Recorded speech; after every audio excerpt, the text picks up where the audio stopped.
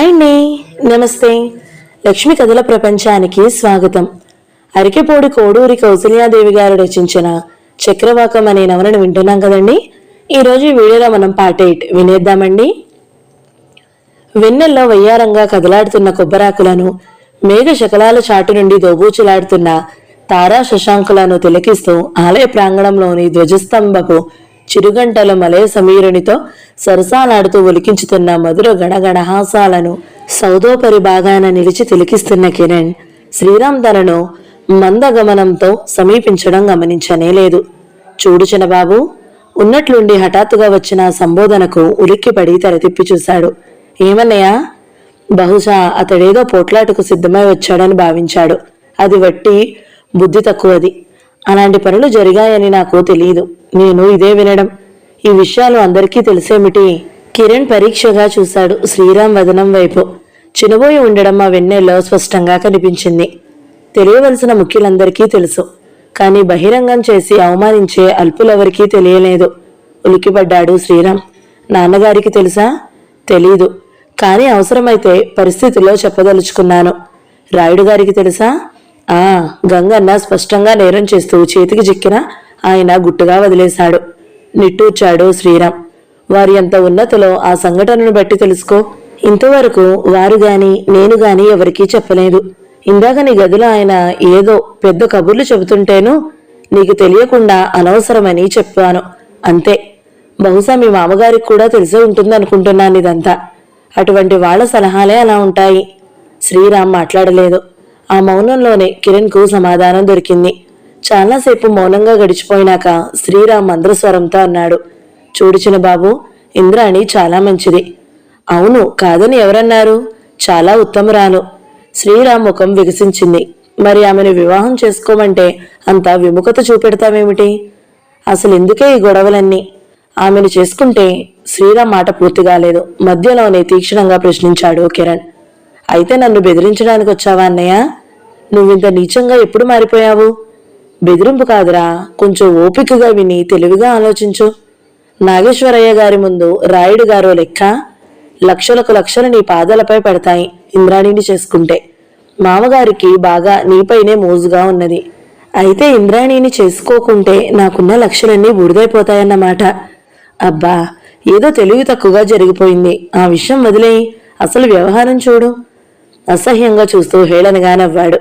వదిన చేసిన పనికి సిగ్గుపడి తలవాల్చుకుంటావనుకున్నాను.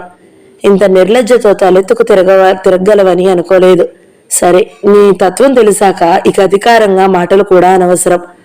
నాకు నీ లక్షలు తృణప్రాయం. తృణప్రాయమా?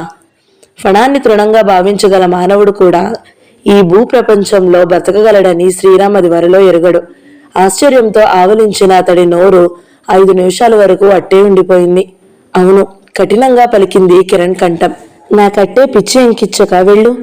ఎంత అన్నవైతే మాత్రం ఇటువంటి సలహాలు ఇవ్వగల అధికారం నీకెక్కడిది? ఎక్కిన పెంచి దిబ్బుదామనే కదట్రా నా ప్రయత్నం.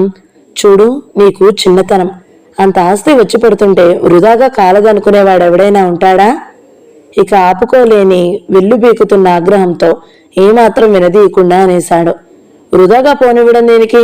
ఆస్తి మీద అంతగా ఆశ ఉంటే అది కూడా ఎలాగో నీకే కలిసే ఉపాయం చూసుకో.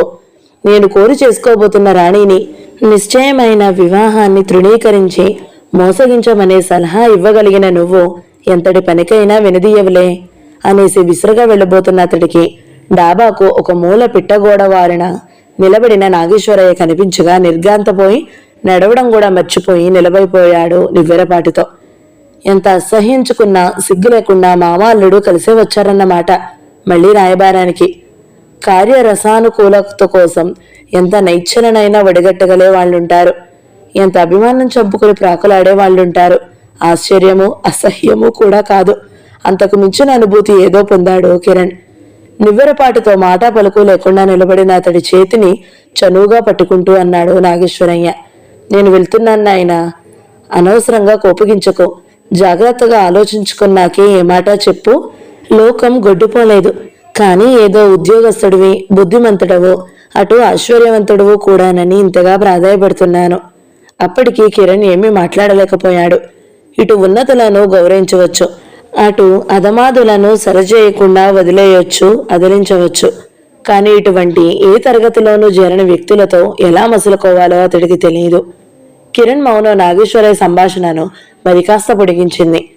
నువ్వు కావాలంటే ఈ పలానా ఉన్నదంతా నీ పేరున, ఇంద్రాణి పేరునో రాసేస్తాను. నాకేముంది, కృష్ణారామ అనుకుంటూ ఇద్దరు కూతుళ్ళ దగ్గర పడుంటాను. ఇంద్రాణికేం విద్య లోపమా, రూపం లోపమా? ఇక నువ్వే ఉద్యోగాలు చేయనక్కర్లేదు. ఇన్ని అవకాశాలుండగా నీకెందుకు ఇష్టం లేదు? నాగేశ్వరయ్య గారు, ఆ స్వరానికి చుట్టుపట్ల చెట్ల మీదున్న పక్షులు బెదిరి టపటపా రెక్కలు కొట్టుకుంటూ చీకట్లోకి ఎగిరిపోయాయి. తీవ్రంగా అతడి కనులోకి చూస్తూ అన్నాడు, నాగేశ్వరయ్య గారు, నేను పొట్టకూటి కోసమై ఉద్యోగం చేయడం లేదు. నాకు దజ్జాగా కూర్చుని తినగల ఆస్తి ఉంది. భార్యధనంతో సోకులు పోవలసినంత దుర్గతి పట్టలేదు. మీరిచ్చే కట్న కానుకలు, ఆస్తిపాస్తులు నా దృష్టిలో తృణప్రాయం. మీలాగా ధనప్రధానమైన మూర్ఖుడే మీకు తగినవాడు. అంతరాంతరాలెరగకుండా అధికంగా మాట్లాడకండి. చెయ్యి విదిల్చుకుని ఒక్క విసురున చరచరా డాబా దిగి వెళ్ళిపోయాడు. తండ్రి గదిలోకి వెళ్లి జరుగుతున్న తతంగమంతా చెప్పివేయాలనిపించింది. కానీ ఫలితంగా ఏర్పడబోయే పరిస్థితులను ఊహించుకుని బలవంతంగా ఆవేశాగ్రహాలు నడుచుకుని తన గదిలోకి వెళ్ళిపోయాడు. పోనీ నీకంత పట్టుదలేం జానకి? ఇక నీ చెల్లెలికి పెళ్లే కాదని భయమా? అన్నాడు శ్రీరామ్. చాలేండి, రోషంగా అన్నది జానకి. నా చెల్లెలికి ఏం తక్కువని ఈ ప్రశ్న? మా అంత మేమిస్తామన్నాము కదా, అందుకు చులకన. అదేమిటో నేను చూస్తాను. స్వగ్రామం ప్రయాణమై వెళుతున్న నాగేశ్వరయ్య అన్నాడు కూతురితో. అయితే ఎక్కడైనా మనకు తగిన సంబంధం ఉందేమో చూడాలి. ఇక ఆశ లేనట్లేగా జానకి? అదేమిటి నాన్న అంత అధైర్యం? ఒక 5-6 నెలలు ఓపిక పట్టు. ఈ పెళ్లి జరగని నాడు అడుగు నన్ను, అంది రహస్యంగా చుట్టూ చూసి. ఇంకెలా? అతడంతా చికాకు పడుతుంటే అన్నీ వదులుతాయి. ఉపాయం ఉంటే పథకమే నెరవేరదా? రాయుడు ఆస్తి అంతా తుడిచిపెట్టుకుపోతే మరి ఆ ప్రసక్తే ఎత్తరు మా మామగారు. కట్నం దండిగా లేనిదే ఆయన అసలు పెళ్లి ప్రసక్తి ఎత్తరు. నీకు మాత్రం తెలీదా?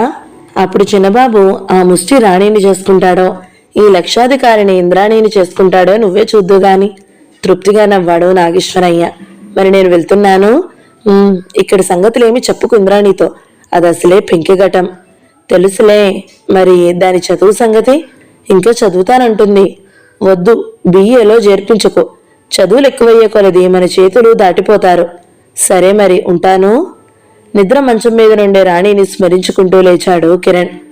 బాలభాస్కరుని లేత కిరణాలు చెక్కిలి గింతలతో, పక్షుల కలకల గానాలతో పులకరించి పరవశమవుతున్నది ప్రాతకాల ప్రకృతి. కొద్దిసేపు ఆ ప్రశాంత ప్రకృతిని తిలకిస్తూ వరండాలో నిల్చున్నాడు కిరణ్. రాణి ఈసారికి లేచి ఉంటుంది. నవసికత కుసుమంలాగా పనులు చేసుకుంటుంది. ఒకసారి వెళ్ళి ఇప్పుడే కలుసుకుని చూసి వచ్చేస్తాను. ఇక 2 రోజులే సెలవులున్నాయి. మళ్ళీ వీలవుతుందో లేదో. ఆ ఆలోచన మనసులో ఇలా జనించిందో లేదో అలా మేడ కింద భాగం నుండి కమలాకారం ఉంటున్న వైపు పెద్దగా ఏడుపులు, మొత్తుకూళ్లు వినిపించాయి. ఏమిటిది? ఒక్కసారిగా గుండె ఆగిపోయినట్లయింది కిరణ్కు. ఎవరో చచ్చిపోతే ఏడుపు వచ్చినట్లు ఆ ఏడుపులు. కొద్దిసేపు అతడికి కాలు చెయ్యి ఆడలేదు ఆ భయంతో. త్వరగా తర్వాత మెల్లగా తేరుకుని వడివడిగా కిందకు పరిగెత్తాడు. ఆస్తి విభజనలో కమలాకారం వంతుకు వచ్చిందంతా మేడభాగమే. వంటకు ఉపయోగించుకునేందుకు అనువైన గదులేమీ లేవు. అందువల్ల దొడ్లో వంటగదులు కట్టుకుంటున్నారు. అందుకై తీసిన పునాదులలో రాత్రి పెద్ద వాన కురిసి నిండుగా నీళ్లతో నిండిపోయి ఉన్నాయి. ఉదయమే లేచి నిద్ర కళ్ళతో దొడ్లో బాదంకాయలు ఏరుకోవడానికి వెళ్లిన లక్ష్మి ఆ నీటిలో పడి మునిగిపోయినట్లుంది. ఎవరూ చూసుకోలేదు. ఇప్పుడు చనిపోయి తేలింది శవం. శవం చుట్టూ జేరిపోయున్నారు ఇంటి నౌకర్లంతా. కమలా, వనజ గుండెలు బాదుకుని ఏడుస్తున్నారు. కమలాకరం మౌనంగా కుమిలి కుమిలి ఏడుస్తున్నాడు. జగపతి కన్నులు మూసుకుని విచారంగా తలవాల్చి నిల్చున్నాడు, ఎటూ చూడకుండా. పంపకాలు జరిగిన వేళ మంచిది కాదు. నిక్షేపంలా తిరుగుతున్న పిల్ల చావువాత పడింది. 12 ఏళ్లది. ఇంటికి పెద్ద మనవరాలు. ఇది తీరని శోకం. శుక్రవారం పొద్దున్నే ఎంత అశుభం జరిగిపోయింది. రకరకాల విమర్శలు వినిపిస్తున్నాయి. అప్పటికప్పుడే ప్రోగడిపోయిన ఇరుగు పొరుగుల జనం నుండి. చలించిపోయాడు కిరణ్. చంటి పిల్లవాడిలాగా కదిలి కదిలి ఏడ్చాడు. ఎప్పుడూ చిన్నాన్నగారు అంటూ చుట్టేసి కబుర్లు చెప్పే లక్ష్మి అసలు ఈసారి చెంతకే రాలేదు తల్లికి జడిసి. అంతలో ఈ చావు ముంచుకొచ్చిందా? ఈ కుటుంబ కలహాల కడకు అభమో శుభమో ఎరగని పసిబిడ్డలతో ఆఖరి మాటలు, చూపులు కూడా కరువు చేశాయి. చిన్నాన్నగారు, నాకు రాణి అక్కయ్యకున్నటువంటి వీణ కొని తెచ్చిపెట్టరు? కిందటిసారి వచ్చినప్పుడు ఎంత ముద్దుగా అడిగింది. అనేక జ్ఞాపకాలు కదలికలతో దగ్గరకు వెళ్ళి లక్ష్మి అంటూ ఆ శరీరాన్ని ఆప్యాయంగా చేతులతో దగ్గరకు తీసుకోబోయాడు. ముట్టుకోకు నా బిడ్డను. ఏడుపు మానేసి పెద్ద గావుగాక పెట్టింది వనజ. తుళ్ళిపడి వదిలేశాడు. అతడితో పాటు అందరూ నివ్వెరపోయి చూశాడు వనజను. అపరకాళీ రూపంలో కనిపించింది వనజ చూపులకు. ఈ దరిద్ర ముహూర్తాన నష్టజాతకురాల్ని ఇంటికోడల్ని చేయి నిశ్చయించావో అప్పుడు నుండి ఫలితాలు కనిపిస్తూనే ఉన్నాయి. ఇప్పుడు నా పిల్లనే ఎత్తుకుపోయింది. వదినా, అవును, నువ్వే నా పిల్ల చావుకు కారణం. లేకపోతే ఇప్పుడు ఈ పంపకాలు, కట్టడాలు, పునాదులు, దిబ్బ దిరుగుండాలు దేనికి? వీటికి నా తల్లే బలైపోయింది. నువ్వే చంపేశావు నా పిల్లని, రాక్షసిలా అరిచింది. వెర్రిగుడ్లతో చూస్తూ అలా కొయ్యబారిపోయి నిలుచున్నాడు కిరణ్. అనుదినం చూసే పెద్ద వదినని కాదు, ఆమెలో తాండవిస్తున్న మరో విపరీత ఆకారాన్ని. కేశబంధం విడిపోయి నుదుటి రక్త అరుణ కుంకం చెదిరి భయంకరంగా ముక్కు మీదకి కారిపోయి చెంపల నిండా జాలివారిపోతున్న అశ్రుధారలతో విస్ఫులింగాలు వర్షిస్తున్న అగ్ని సంకాశమైన నేత్రాలతో అతి భయంకరంగా ఉన్న రూపాన్ని చూసి విచితులితుడయ్యాడు కిరణ్. చుట్టూ పిచ్చిగా చూశాడు. అక్కడ ఉన్న అందరూ స్త్రీలు అలాగే కనబడ్డారు. ఆ వికలమైన మనస్థితిలో అతడికి కడుపు శోకంతో ఆమెకు యుక్తాయుక్త జ్ఞానాలు నశించాయి. నువ్వు లోపలికి పదజన బాబు అన్నాడు జగపతి. కిరణ్ కైతే ఆ మాటలు వినిపించనేలేదు. కాని నౌకరు ఒకతడు వచ్చి పదండి చిన్నబాబు అంటూ చెయ్యి పట్టుకు తీసుకుపోయాడు. బొమ్మలా అనుసరించాడు కిరణ్. ఏమో, మేము పెళ్లిళ్ళై వచ్చాం గాని మా పాదాల వల్ల ఆస్తిపాస్తులు అంతంతై వృద్ధి పొంది సుఖంగా ఉన్నాం. కానీ ఇలాంటి అనర్థాలు ఎప్పుడూ జరగలేదు. జానకి అంటున్న మాటలు వెళ్ళిపోతున్న కిరణ్ చెవులకు వినిపించాయి. కానీ మెదడును చేరుకోలేకపోయాయి. నోర్మి, అధిక ప్రసంగం చేయకు. శ్రీరామ్ భార్యను మందలించడం కూడా కిరణ్కు చెవులబడింది. కానీ ఆలోచింపనీయలేదు. విషయం తెలిసి అప్పుడే వచ్చిన ధర్మారాయుడు, యశోదాదేవి, దేవరాణి ఆలోచనారహితంగా నడిచిపోతున్న కిరణ్కు ఎదురుపడ్డారు. ఏమిటి దారుణం బాబు? పరామర్శగా పలకరించాడు రాయుడు. సమాధానం చెప్పాలనే విషయం తట్టలేదు కిరణ్కు. అతడి పక్కనే ఉన్న స్త్రీమూర్తులిరువురు తనకంతకు ముందు కనిపించిన సమూహమంతలాగానే భయంకరంగా శక్తి స్వరూపాలలాగా గోచరింపగా కలవరపాటుతోనూ త్వరగా ముందుకు సాగిపోయాడు మౌనంగానే. లక్ష్మిపై అతడికి గల వాత్సల్యాభిమానములు ఎటువంటివో తెలిసిన వారు కావడం వల్ల రాయుడు ప్రభుతులకతడి ప్రవర్తనలో దోషం కనిపించలేదు. రోదన ధ్వనిలేమీ వినిపించని మూలగదిలోకి పోయి తలుపులన్నీ బిగించుకు పడుకున్నాడు కిరణ్. ఏమిటో పిచ్చెక్కిపోయినట్లయింది అతడికి. శ్మశానం నుండి తిరిగి వచ్చి స్నానాలయ్యేసరికి 11 దాటింది. తలుపులు ఎవరో దడదడా బాదుతుంటే అప్రయత్నంగానే లేచి తెరిచాడు. తల్లి కమల. వచ్చి స్నానం చేయనాయనా. దడ పుట్టింది కిరణ్కు. తల్లి తదితరుల భేదమే తెలియడం లేదు అతడి నేత్రాలకు. స్త్రీలందరూ ఒకే మాదిరిగా ఆకలిగొన్న అమ్మవారిలాగా కనిపిస్తున్నారు. కమల మరో విధంగా అర్థం చేసుకుంది కుమారుని మూగ బాధను. బాధలో మనసు చెదిరి ఏమో అన్నదని ఇటువంటి సమయంలో పట్టింపులుండకూడదు. రా, వచ్చి స్నానం చేసి భోజనం చెయ్యి నాయనమ్మ అంటూ తిరిగేది. క్షణంలో అన్యాయం చేసి మాయమైపోయింది. గద్గద స్వరంతో కన్నులెత్తుకుంటూ వెళ్ళిపోయింది కమల. కనులు చెమర్చగా మూగగా ఆమెను వెంబడించాడు కిరణ్. భోజనం దగ్గర నుండి తిననట్లు లేచిపోయాడు. అందరి స్థితి అలాగే ఉంది. నిత్యం చంగు చంగున లేడి పిల్లల్లా దూకుతుండే లక్ష్మి కనులలో మిదులుతుండగా ఎవరూ మనస్ఫూర్తిగా ముద్దెత్తలేకపోయారు. పెద్ద వృద్ధు అయిన జగపతే అందరికంటే కాస్త నిబ్బరంతో ఉన్నాడు. వంట ఎవరు చేశాడు? భోజనం మధ్యలో ఏదో గుర్తురాగా ఆరా అడిగాడు జగపతి. ఇవాళ ఇంట్లో వంట ఎవరికి గుర్తొచ్చిందని గాద్గికంగా అని కళ్ళు తుడుచుకుంటుంది కమల. రాయుడు గారింటి నుండే వచ్చాయి వంటకాలన్నీ. ఏది వనజ, కాస్త దగ్గరుండి తినిపించు. పెద్దబ్బాయి ఏడి? కమల మాట్లాడలేదు. ఏం మాట్లాడవు? వాళ్ళు భోజనాలైనాయా? ఒక్కసారిగా బోరుమంది కమల. నాకు ఒక్క బాధ కాదు, భగవంతుడు ఇంకా ముందు ముందు ఎన్ని పాటలు రాశాడో. వెక్కి వెక్కి ఏడ్చింది. ఏమిటి కమల, ఏమిటి? భోజనం పూర్తి కాకుండానే చేయి కడుక్కుని లేచిపోయాడు జగపతి. అంతకు ముందే చేయి కడిగేసుకుని శిలలా అన్నీ చూస్తూ కూర్చున్నాడు కిరణ్. ఏం జరిగింది కమల? మళ్లీ ప్రశ్నించాడు జగపతి. ఏముంది, వాళ్లకు మనం గర్భశత్రువులమైపోయాము. భోజనాలకి రమ్మంటే నా మాట గడ్డి పరకలా తీసిపారేశారు. కోడళ్లు సరే సరి, కొడుకులు కూడా వాళ్ళు ఆడించినట్లల్లా ఆడడం చూస్తే బాధగా ఉంది. వాళ్ళంతా అక్కడే తింటారట. పిల్ల చచ్చిన బాధ కంటే ఈ రంపపు కోత ఎక్కువగా ఉంది నాకు. ఇటువంటి పరిస్థితులలో కూడా పట్టుదలేనా? సిగ్గు సిగ్గు. తల పంకించాడు జగపతి. కానీ మరి ఏం చేస్తాం? ఇంట్లో వాళ్లను కాదని ఇరుగు పొరుగును రప్పించారా? వాళ్ళు వచ్చారా వీళ్ళు పిలిస్తే? అవును, రారు మరి. వర్మ కుటుంబం ఇలా విడిపోయిందంటే మరి వాళ్లకు సంతోషం కాదు అన్నాడు ఏమీ చేయలేని కోపంతో. కొంతసేపు ఎవరూ మాట్లాడకుండా ఎవరి ఆలోచనలలో వారు గడిపేశారు.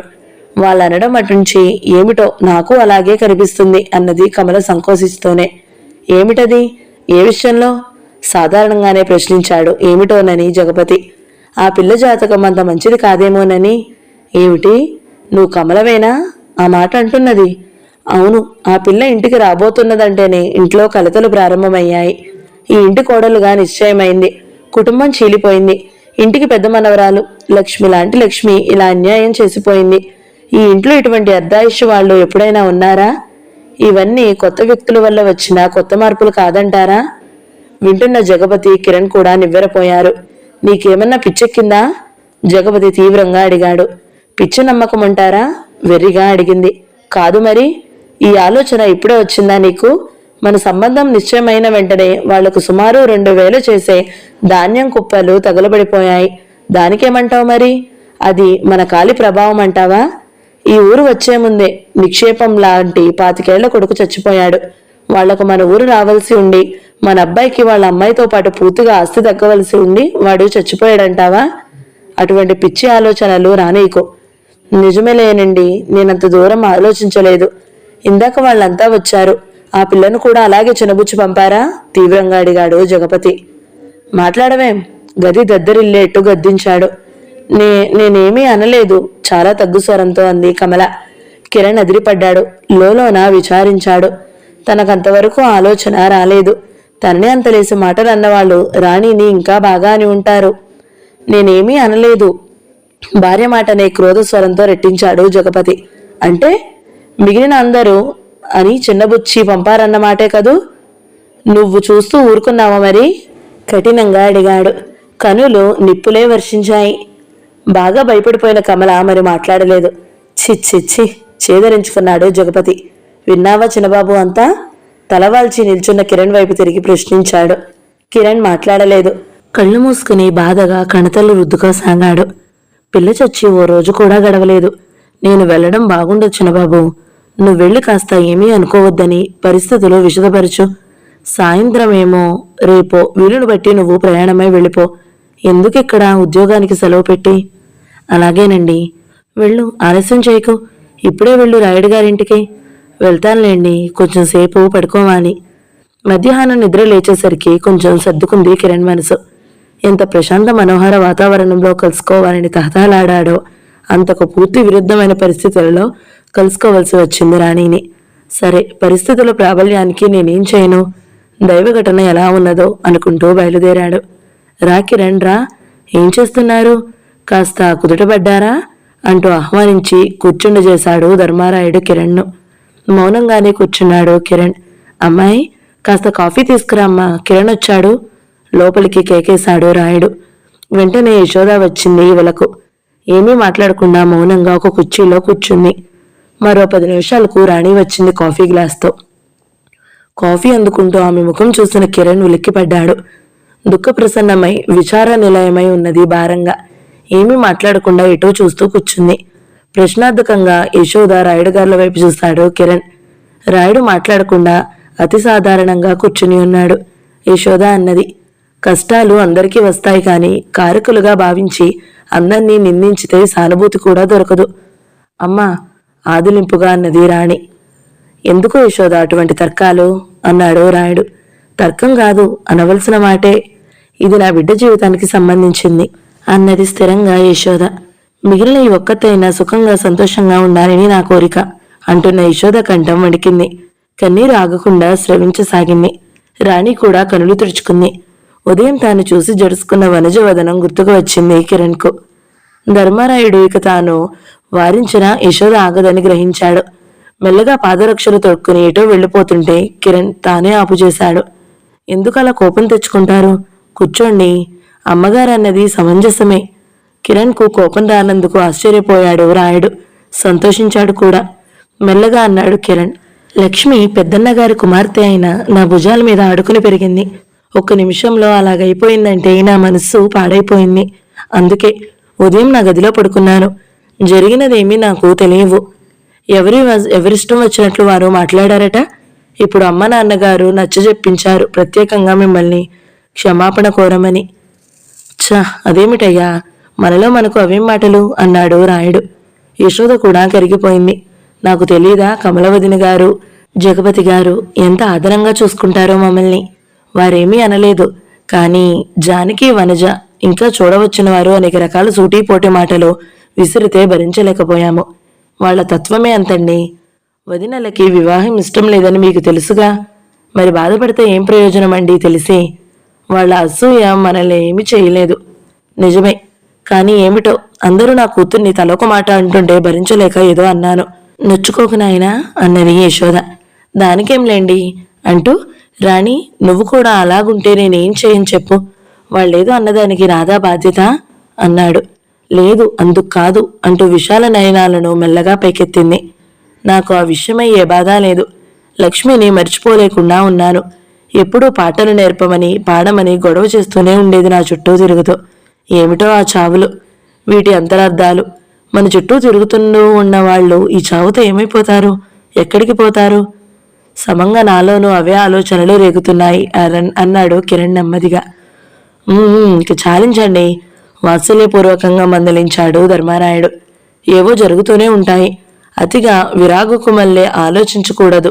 తీరికూర్చుంటే అనేక ఆలోచనలు. కాస్త అలా ఎటైనా వెళ్ళిరండి, చల్లగా ఉంది. ఇప్పుడు ఎందుకులేండి అన్నాడు కిరణ్ సంకోచంగా. ఎందుకేమిటి? మళ్ళీ ఆ ఇంటికి వెళితే ఏడుపులు మొత్తుకోళ్ళు, మనసు పాడు చేసుకుంటావు. కాస్త అలాంటి పచ్చటి చేల వైపు నడిస్తే మనసుకు బాగుంటుంది. షికారుకు సిద్ధమై రావడానికి రాణి లేచి వెళ్ళిపోయింది అక్కడి నుంచి. ఇంకా సెలవులున్నాయా బాబు అని అడిగింది యశోద. 2 రోజులున్నాయండి, కానీ నాన్నగారు వెళ్ళిపోమంటున్నారు. ఈ రాత్రికో లేక రేపు ఉదయమో. అవును, అదే మంచిది.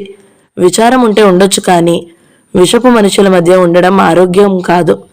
అయితే గృహ విషయాలు ఒక దారికి వచ్చాయా? బాహ్య ధోరణి మరిపించడానికి ప్రసక్తి మార్చాడు రాయుడు. అదే రావటమండి. ఆస్తి అంతా పూర్తిగా 4 భాగాలైపోయింది. పోనీ పాపం జగపతి మనసు ఇకనైనా కుదుట పడితే అంతే చాలు. అంతేకాని ఎవరికి ఎన్ని ఎకరాలొచ్చాయి వగైరా వివరాలు ఆయన అడగలేదు. యశోద అసలే ప్రశ్నించలేదు. నాగేశ్వరయ్య అయితే తప్పక ప్రశ్నించి ఉండును అనిపించింది కిరణ్ మనసుకు. చేలలో కూలీలంతా వెళ్ళిపోయి నిర్జనంగా నిర్మలంగా ఉన్నాయి. ఒక వంక చలివిస్తున్నా ఉక్క మాత్రం భరింప సఖ్యం కాకుండా ఉంది.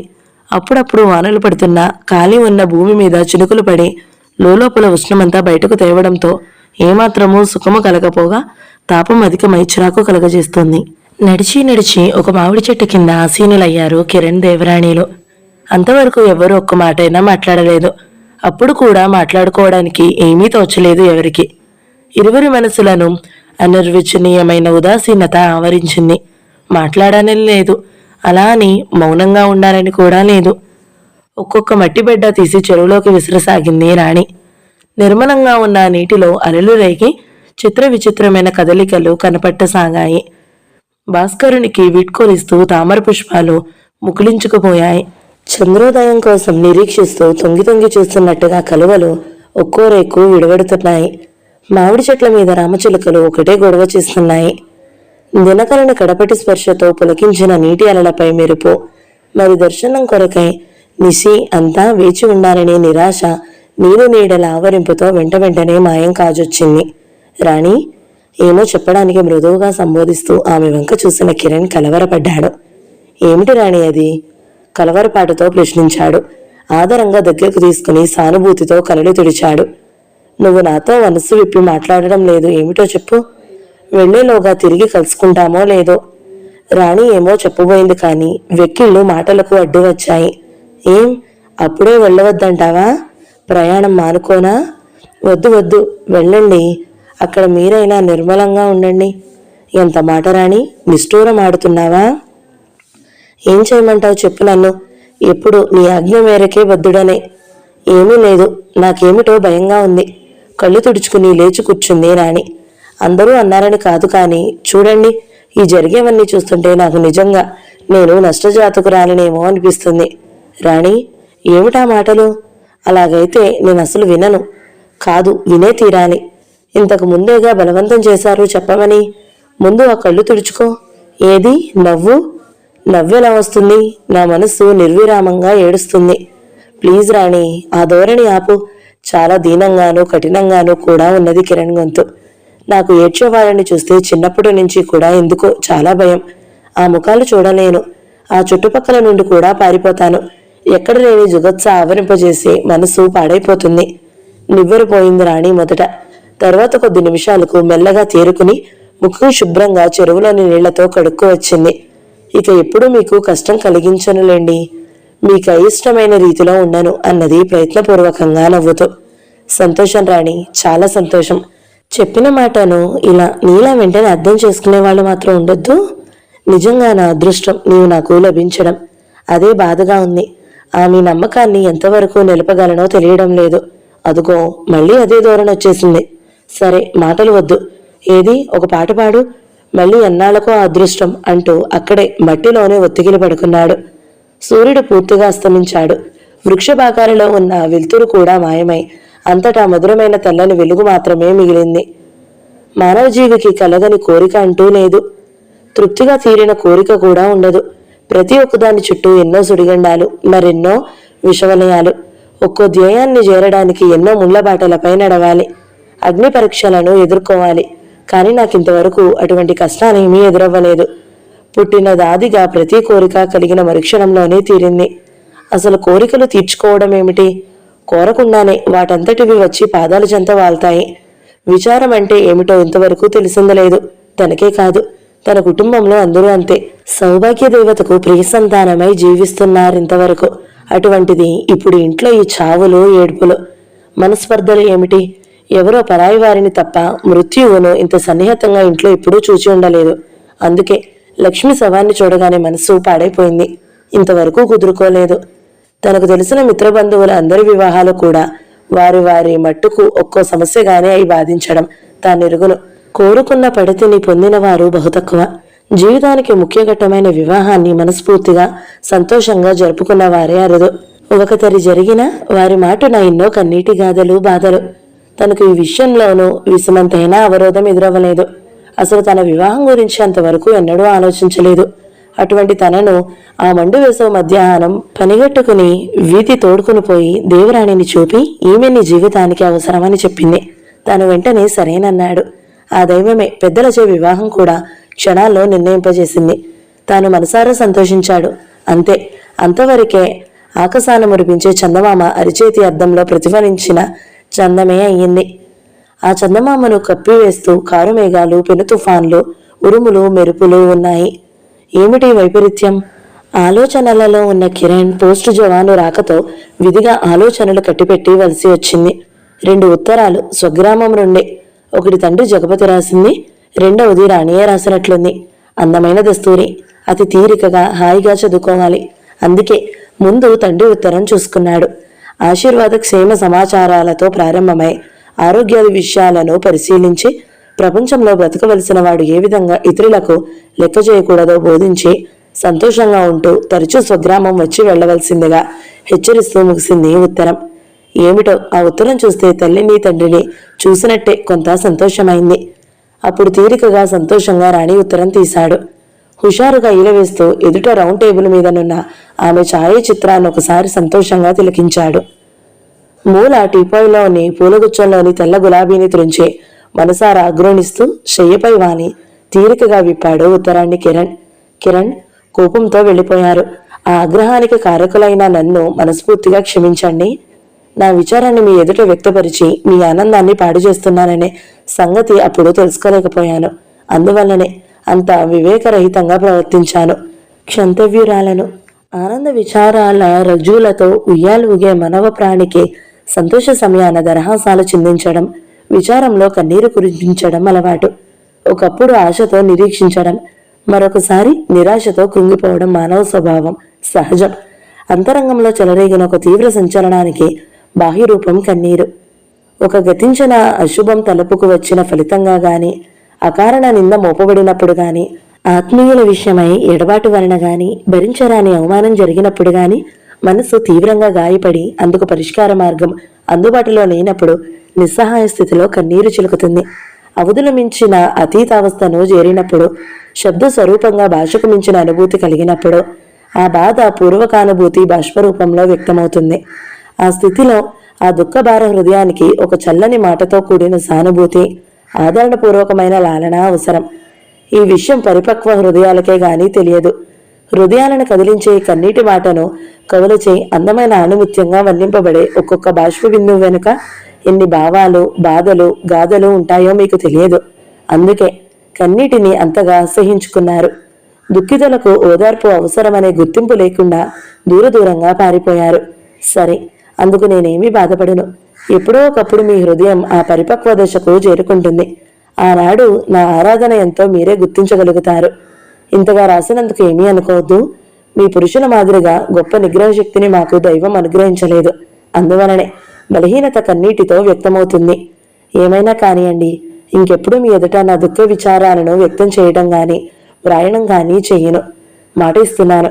మనస్ఫూర్తిగా నన్ను క్షమించినట్టు, త్వరలో వస్తున్నట్టు వెంటనే రాయగలరు. మీ రాణి. ఆ జాబులో ఇటు నిష్ఠూరత, అటు మమత, ఒక వంక ప్రేమపూర్వక ప్రార్థన, వేరొక వంక జ్ఞానబోధన కూడా ప్రస్ఫుటమవుతూ కిరణ్ను కొంత ఆలోచనలో పడవేసింది. ఆ లేఖను చూసినప్పుడు ఆరంభంలో ఉన్న సంతోషం ఇప్పుడు చదువుకున్నాక కొంత కొరవడింది. రాణికి తనపై ప్రేమ తగ్గకపోయినా గౌరవభావం ఒక పాలు తగ్గినట్టు గ్రహించాడు. తన ప్రవర్తన ఒకసారి విమర్శించుకుని పొరపాటును గ్రహించి బాధపడ్డాడు. ప్రియమైన రాణి, సుదీర్ఘమైన నీ లేఖను చదువుకున్నాను. నాకు కోపం వచ్చిన మాట వాస్తవమే గాని ఇంకా కోపంగా ఉండగలంత మూర్ఖుడిని మాత్రం కాను. నీవు రాసిన విషయాలన్నీ నిజమే. అవి నాకు తెలియకపోలేదు కానీ ఇంకా నీకు తెలియని విషయాలు మరికొన్ని రాయదలుచుకున్నాను. చదివి పొరపాటు ఎవరిదో నీవే గుర్తించగలవు. ఈ బాధమయ జగతిలో ప్రతి ప్రాణికి ఎప్పుడో ఒకందుకు కన్నీరు ఒలికించక తప్పదు. పసిపాపలు ఏడుస్తారు, పండు వృద్ధులు రోధిస్తారు, స్త్రీలు దుఃఖిస్తారు, పురుషులు ఆక్రోశిస్తారు. ప్రతివారు కన్నీరు కార్చిన ఈ అందరిలో ఉత్తమ స్త్రీ కన్నీటికి ఒక ప్రత్యేకత ఉన్నది. కలకంటి కంట కన్నీరొలికిన సిరి ఇంటనుండనొల్లదు సుమతి. ఎంఏ పాస్ అయిన నీకు, మధుర గాయనివైన నీకు నేను కొత్తగా ఈ విషయం రాయనక్కర్లేదు అనుకుంటాను. ఈ పద్యపాదం వినే ఉంటావు. సిరి అనగా కేవలం ధనం మాత్రమే కాదు, సకల సుఖశాంతి, భోగభాగ్య సౌభాగ్యాలన్నిటినీ ఒక సిరి అనే పదం తనలో ఇముడ్చుకుని ఉంది. సిరి లోపించిన ప్రదేశం సకల బాధ కష్ట నిష్ఠూరాలకు నిలయము. ప్రతి స్త్రీని కలకంటి అని వలనబడదు. ఉత్తమ సతి, ఉన్నత సంజాతయే కలకంటి. అటువంటి కలకంటి కంట కన్నీరు వలకకూడదనే సాధారణ విషయం కాదు. అనవసరంగా అనవతరం ఆశ్రువలు రాల్చే సామాన్య స్త్రీల విషయం వేరు. మితభాషి, మితహాసి అయిన పద్మిని జాతి స్త్రీ విషయం వేరు. ఆమె తరచుగా కంటతడి పెట్టదు. ఆమె కన్నీటికి ఒక విలువ ఉంది. ఏ ధ్యాన జపపాదులు చేయకనే, ఎటువంటి పూజా పర్వణాదులు నిర్వహించకనే తన సద్వరస్థం వల్ల కలకంటి తనలో మాటలో, చేతలో, చూపులో ఒక మహిమను లీనం గావించుకుని ఉంటుంది. అగ్నిశిఖ వలె పవిత్రము, ప్రమాదకరము అయిన ఆ ప్రత్యేక మహిమ వల్లనే సావిత్రి యమును గెలిచింది. అనసూయ లోకపాలకులనే పసిపాపలను గావించింది. అటువంటి కలకంటుల వారసురాలైన నీ కంట కన్నీరు వలకరాదరాని అర్థమవుతున్నదా? ఆడవారి ఒక్కో కన్నీటి బొట్టు ఒక్కో మహా అనార్థ హేతువు. కుమార్తెగా, సోదరిగా, ప్రియురాలిగా, గృహిణిగా, తల్లిగా స్త్రీ తన కరుణాపూరిత దృక్కులను, ప్రేమాంతరంగాన్ని, చల్లని హస్తస్పర్శను పరిసరాలపై వ్యాపింపజేస్తూ ఎంతటి బాధనైనా సహించి స్థిర సహీనతతో చిరునవ్వు నవ్వగలిగిన శక్తి కలిగి ఉండాలి. మహావృక్షం వంటి పురుషుని నిశ్చలంగా పట్టి నిలబెట్టగల శక్తి సంపన్నమైన ఆధారపీఠమైన ధరణి స్త్రీ. అది గ్రహించకుండా ఆ ధరణి తీవ్ర సంచాలాన్ని రేపితే ఆ కదలికలలో వృక్షాలే నేలకూలి ధ్వంసమవుతాయి. ఆ బీటల నడుమ సంసారాలు సమాధి సందులవుతాయి. పెనుగాలులు వీచి సుఖశాంతులను అపహరిస్తాయి. అందువల్లనే మూర్తిత్రయ శక్తి స్వరూపిణి అయిన స్త్రీ కలకలలాడుతుండాలే గాని కంటకన్నీరు ఒలికిస్తూ బాధపడి బాధించకూడదు. సహృదయంతో నా మాటలను అర్థం చేసుకుని అపోహలు తొలగించుకుని వెంటనే జాబురాయి. కిరణ్ ఆగ్రహం లేదంటూనే ఉత్తరం అంత ఆగ్రహ వేషాలతో రాశారు. పోనీండి, మీ విజ్ఞానపూరితమైన లేఖలోని ప్రతి అక్షరాన్ని అర్థం చేసుకోవడానికే ప్రయత్నిస్తున్నాను. మనం కళాశాలలో రాసిన వ్యాస రచనల వంటి ఇటువంటి ఉత్తరాలను ఇక మీదట ఆపుచేసి పూర్వపు ఆత్మీయ భావాలను నెలకొల్పుకుందామని వ్రాయడానికి సాహసిస్తున్నాను. రాణి, నీ మాట నిజమే. మన పాండిత్య ప్రకర్షలను రుకించడం మానేసి అవసరమైన క్షేమ సమాచారాన్ని మాత్రమే రాసుకుందాం. అవునంటావా? అది అనవసరమేనంటావా? ఆ ఉద్దేశంతోనే అక్కడ పరిస్థితులు వివరాలు రాయడం మానేశావని అనుకుంటున్నాను. కిరణ్, అంతా క్షేమం. వీలైనంత వరకు మీ మనసు నొప్పకుండా ఆనందంగానే ఉంచాలనేదే నా ప్రయత్నం. అనవసర విషయాలు రాసి మీ మనసును కష్టపెట్టలేను. రాణి. ఆత్మీయుల విషయంలో అభిమానం రేకెత్తడం అనర్ధహేతువే. అవివేకమని అంతరాత్మ గుర్తించిన అహంకారం ఆగదు. ఆవేశాభిమానాలు, పట్టుదల, మొండితనాలు అదృష్టదేవతకు విరోధాలు, దుష్ట వ్యక్తులకు పట్టుగొమ్మలు. వాని మాటున ఆప్యాయతలు అణిగిపోయిన సంకోచాభిమానాలు మాటున నలిగిపోతూ అట్టడుగున ఉండిపోతాయి. ప్రేమాప్యాయతలు, ప్రణయ భాషలు, కవిత్వాలతో నిండిపోవలసిన ఉత్తరాలు ముక్తసరి క్షేమ సమాచారాలతో నడవసాగాయి. రోజుకొకటిగా 4 పేజీలు నిండిపోయే సమాచారం వారానికొకటిగా 4 పంక్తులకు కుదించిపోయింది. రోజులు నెలలు గడిచిపోతూనే ఉన్నాయి. నెత్తిమీద శని తాండవిస్తుంటే వ్యర్థమైన పట్టుదలలు, అధికమైన యుక్తాయుక్త విచక్షణలే విస్మయింపబడతాయి. ఘోర ఫలితాలు బయల్పడినప్పుడు కానీ ఆ తప్పిదం తెలిసిరాదు. తెలిసి వచ్చే నాటికి కాలాతీతమైపోయిన వ్యధులు, విచారాలే మిగులుతాయి. ప్రయత్నాలు అనవసరమవుతాయి. ఇటు కిరణ్, అటు రాణి కూడా ఈ విషయమై లోపల బాధపడసాగారు. ఇద్దరికీ కూడా ఈ పట్టుదలలు వివేకరహితంగా, అర్ధశూన్యంగానే కనిపించసాగాయి. చిన్నపిల్లల్లాగా ఏమిటిది అని అప్పుడప్పుడు నవ్వు కూడా వస్తూ ఉండేది. కానీ ఆ భావాన్ని పత్రంపై వెల్లడించడానికే ఎవరి మట్టుకు వారికే సంకోచం. ఎదుటివారి కంటే ముందుగా తేలిపోవడానికి నామోషి. చక్రవాకం 8వ భాగం సమాప్తం. ఈ వీడియో మీకు నచ్చినట్లయితే లైక్ చేయండి, షేర్ చేయండి, మంచి కమెంట్ పెట్టండి. ఇలాంటి మరిన్ని వీడియోల కోసం మన ఛానల్ని సబ్స్క్రైబ్ చేసుకోండి. Thank you so much for watching. నమస్తే.